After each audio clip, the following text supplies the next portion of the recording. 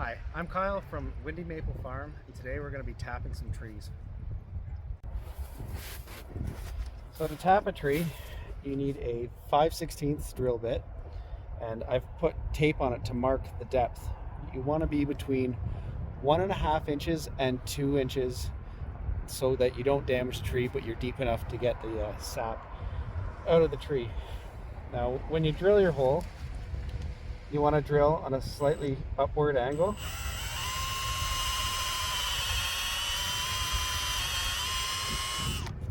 That's about that.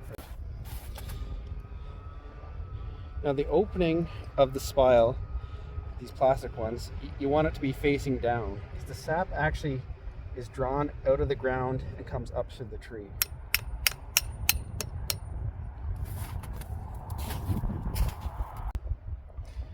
The bucket just hangs on the spile like that, and then you just thread this metal pin through the little hole on the spile, and that's it.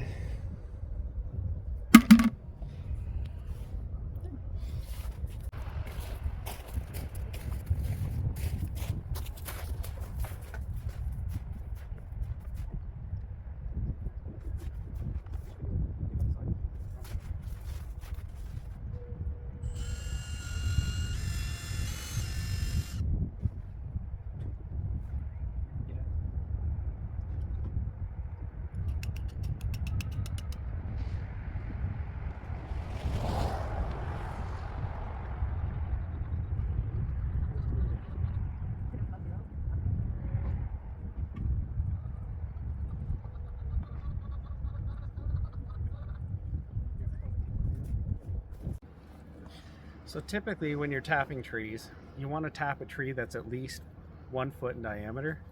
This tree's a little bigger, so we usually put 2 taps on this tree.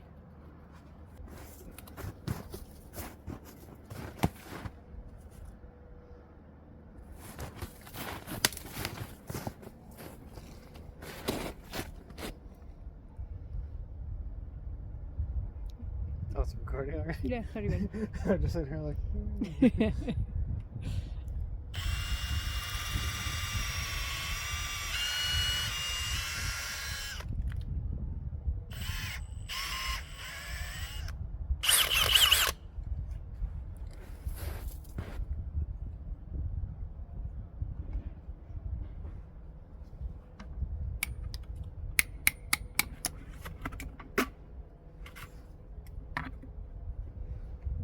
Trade something? Sorry. This one will have to go.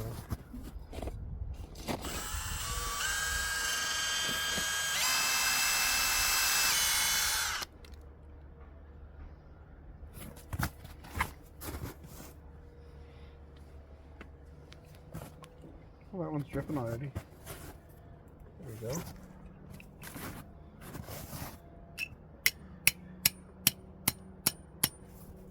This tree's always dripping.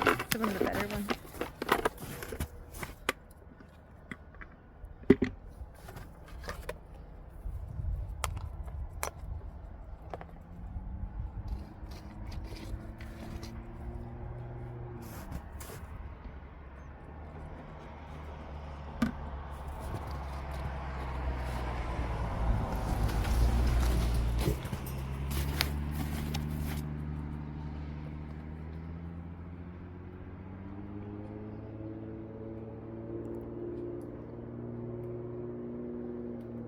I think it's gonna start raining soon.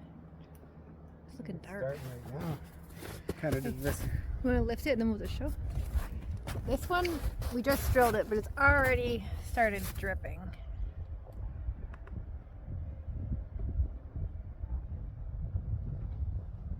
Oh, the other one's dripping too.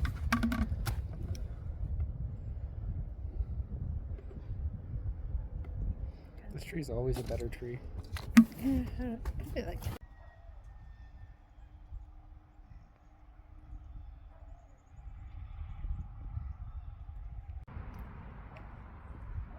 So it's been 2 or 3 days here, and I'm going to collect all the sap from all the trees now.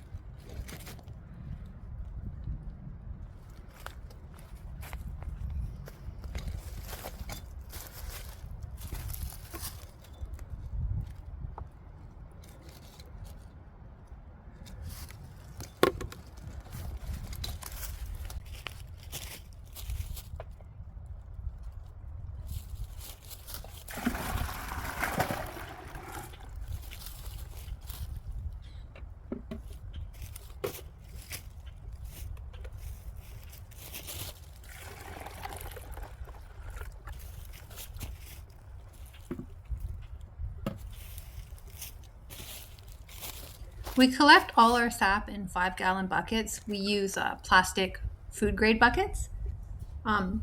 You have to keep the sap cool. If you don't keep the sap cool, it will go off.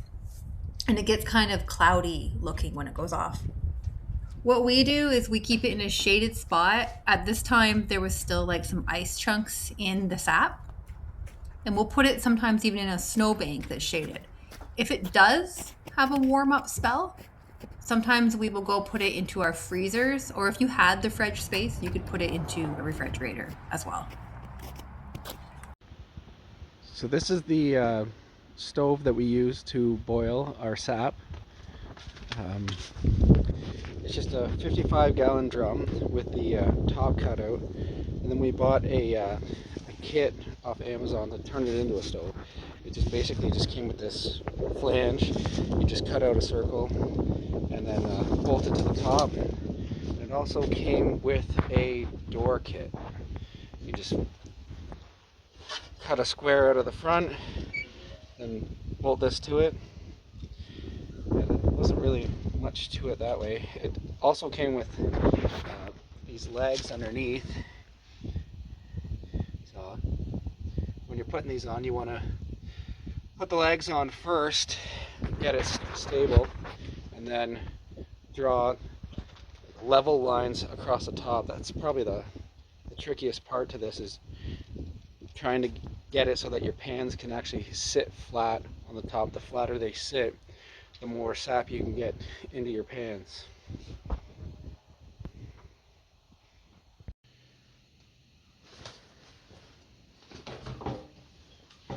For making kindling, I like to actually use my wood splitter and a hammer.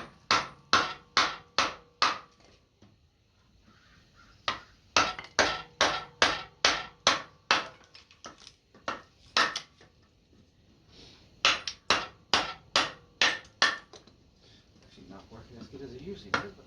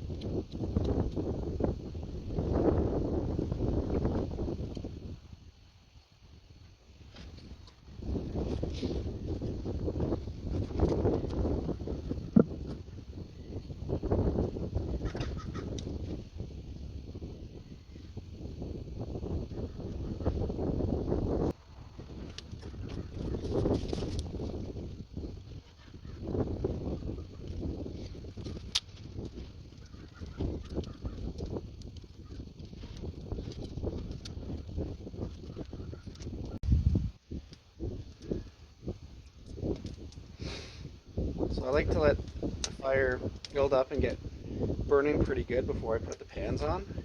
But when I put the pans on, I want to put the sap in the pans pretty much right away. So I gotta have the sap bucket right beside it.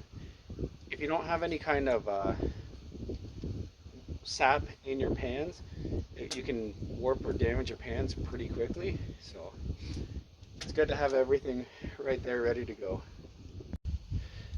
Now, a lot of the sap was frozen yesterday, so we took it inside to thaw it out a bit.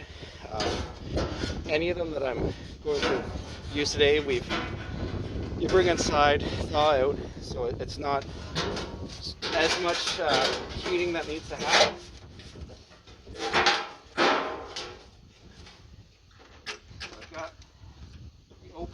that burner.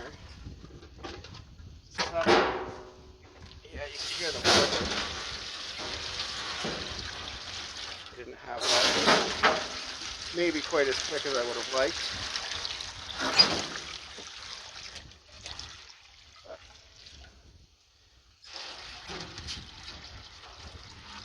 So these buffet trays, I got them off Amazon, and I cut the opening on the stove just to fit them snugly, so there's not too much space for smoke to escape. So I open up the door during this initial stage because it's important to have enough airflow going in. So I'll leave it wide open until I get a good bed of coals going. You want to do this so that you don't choke out your fire, and you want to get it to draw properly. You want the smoke to go out the chimney, so you got to have fresh air coming in.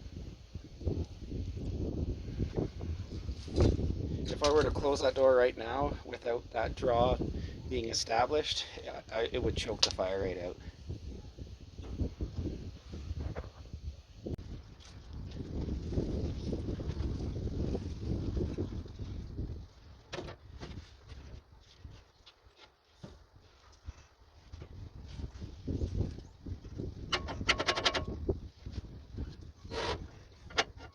For now, I'm just going to keep the door open a crack.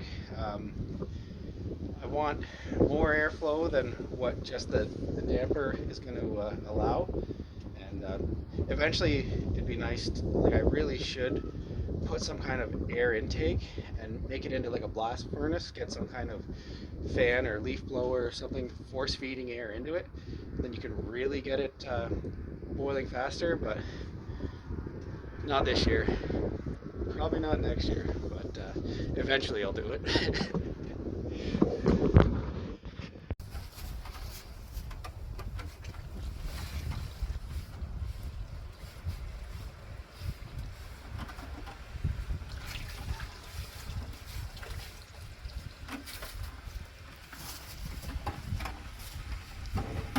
I've been just leaving the door wide open. The airflow is Yeah, you put a draw.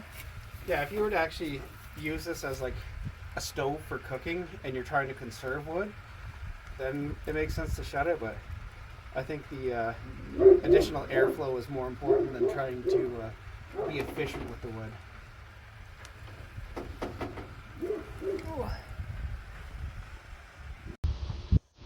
At this point we have about 10 gallons of sap boiled down to just the two pans, and they're a little low right now, so I'm going to add some more.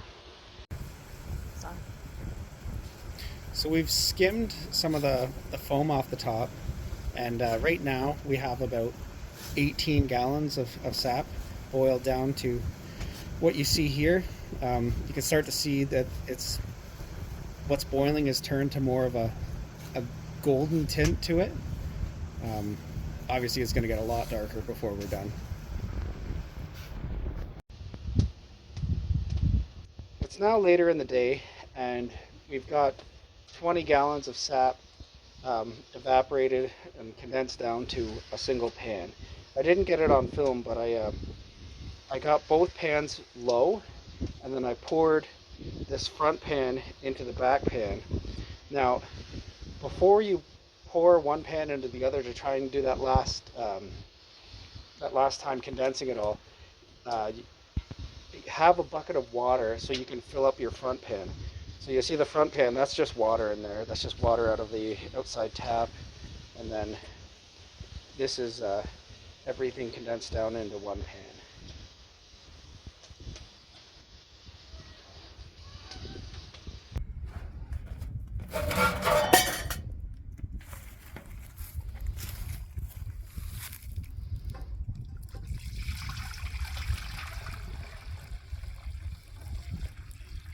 Smells mapley. Yeah, I felt it hit the, I touched the sticky part on the side of the pan there with my thumb.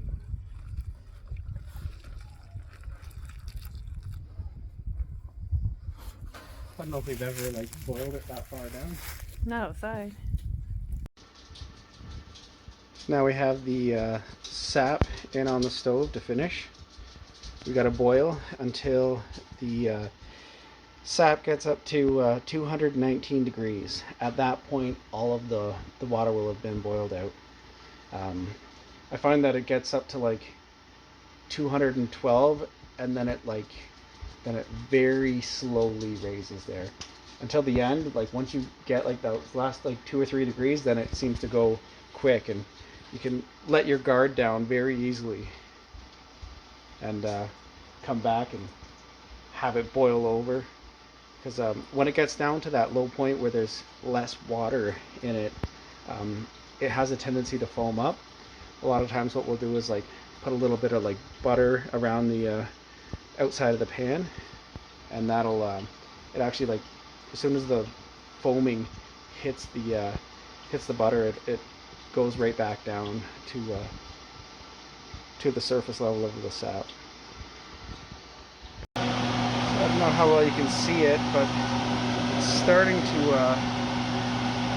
foam. I haven't put any butter or anything in yet, but turn on my instant read thermometer right now. She's about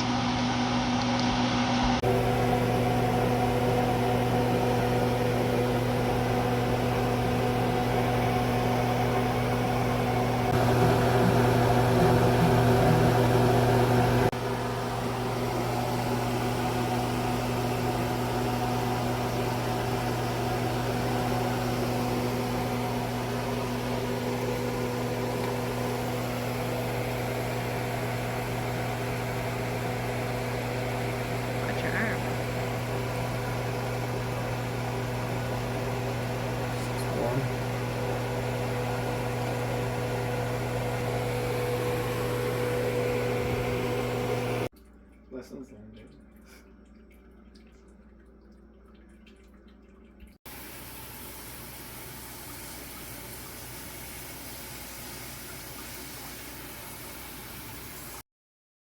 After many hours of boiling, we're finally bottling it all up.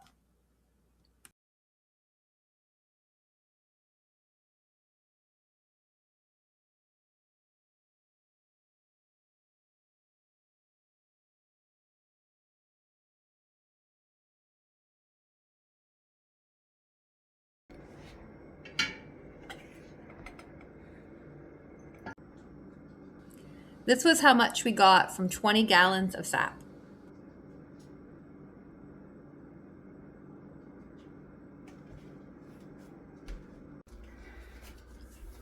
Of course, we had to get a little taste off the bottom of the pan. Thanks for coming along with us today.